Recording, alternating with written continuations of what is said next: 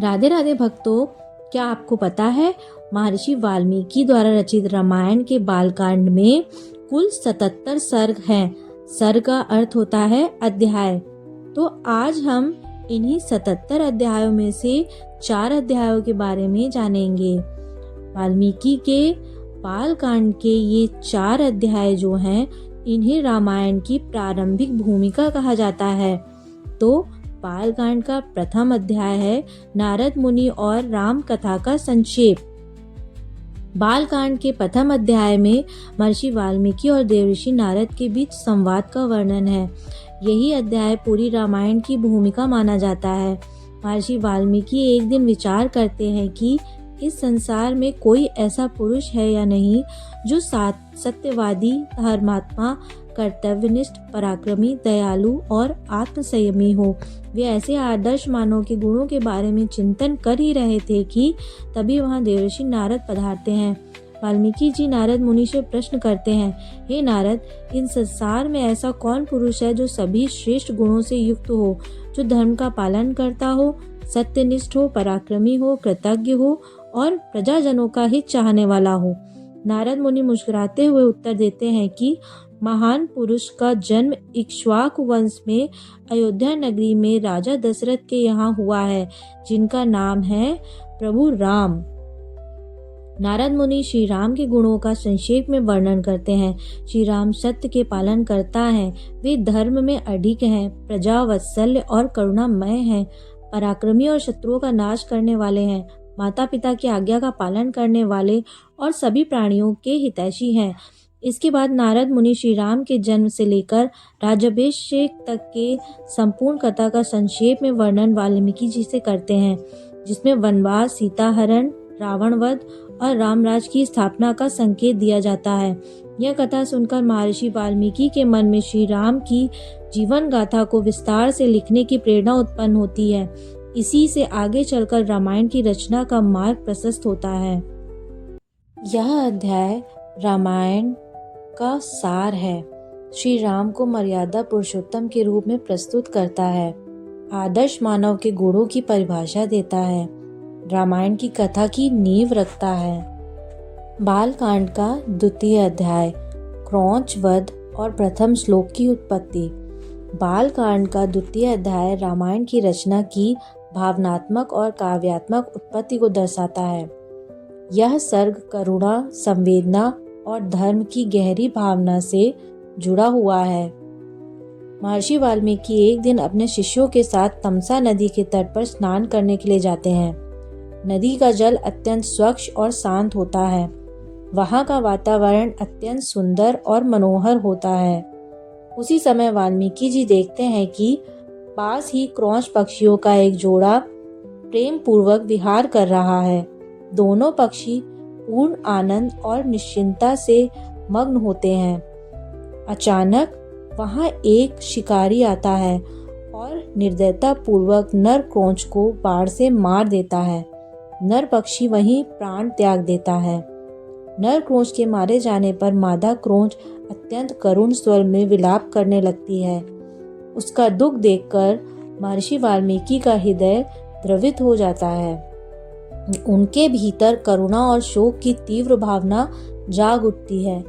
इसी शोक की अवस्था में वाल्मीकि जी के मुख से अनायास ही एक श्लोक निकल पड़ता है।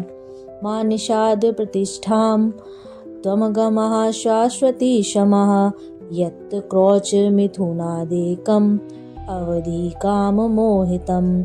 अर्थात, हे निषाद, तुमने काम मोह से युक्त क्रौच पक्षियों के जोड़े में से एक को मार डाला है, इसलिए तुम्हें कभी भी स्थायी प्रतिष्ठा प्राप्त ना हो। यह श्लोक संस्कृत भाषा का प्रथम श्लोक माना जाता है। शोक से श्लोक की उत्पत्ति हुई। रामायण करुणा से उत्पन्न हुआ ग्रंथ है, यह सिद्ध होता है।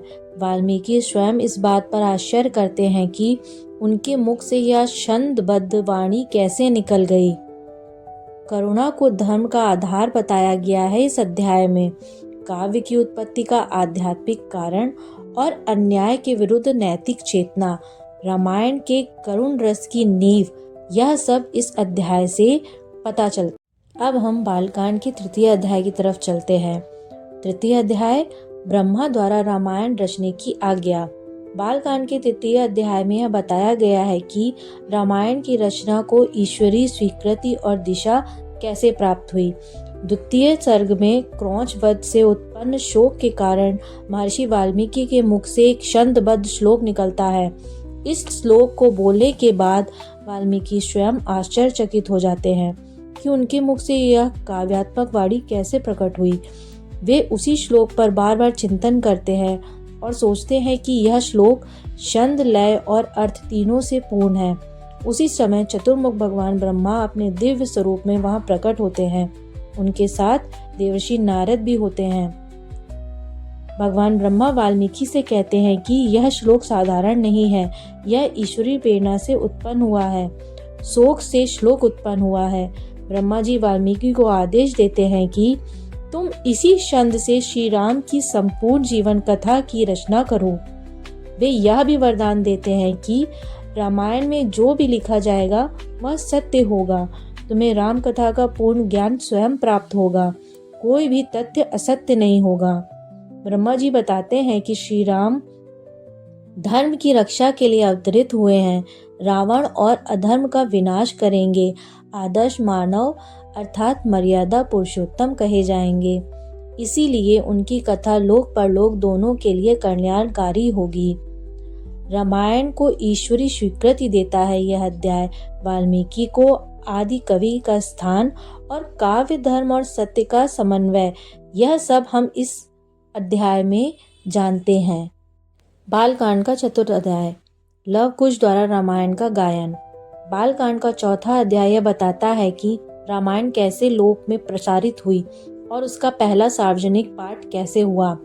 महर्षि वाल्मीकि भगवान ब्रह्मा की आज्ञा से रामायण की रचना पूर्ण करते हैं। यह ग्रंथ छंदबद्ध, मधुर और अर्थपूर्ण होता है। इसके बाद वाल्मीकि अपने आश्रम में जन्मे 2 बालकों लव और कुश को रामायण का पाठ सिखाते हैं। लव और कुश सुंदर स्वर में गान करते हैं, शुद्ध उच्चारण और भाव से कथा सुनाते हैं और वीणा के साथ रामायण का गायन करते हैं। कुछ समय बाद लव कुश अयोध्या नगरी पहुंचते हैं। वहां पे राजा श्री राम की सभा चल रही होती है। राम की सभा में लव कुश रामायण का गान प्रारंभ करते हैं। वे श्री राम के जीवन की पूरी कथा गाते हैं। जन्म, वनवास, सीताहरण, रावण वध, राम राज्य। श्री राम यह कथा सुनकर भाव विभोर हो जाते हैं क्योंकि यह उनके जीवन की कथा होती है। राम को यह ज्ञात नहीं होता है कि गायक उनके ही पुत्र हैं, लेकिन कथा की सत्यता और मधुरता से वे अत्यंत प्रसन्न होते हैं। इस अध्याय में हमने रामायण का प्रथम सार्वजनिक पाठ, कर्ता और कथा का अद्भुत संगम, लव कुश की प्रतिभा का परिचय और रामायण का लोक कल्याणकारी स्वरूप, यह सब जाना।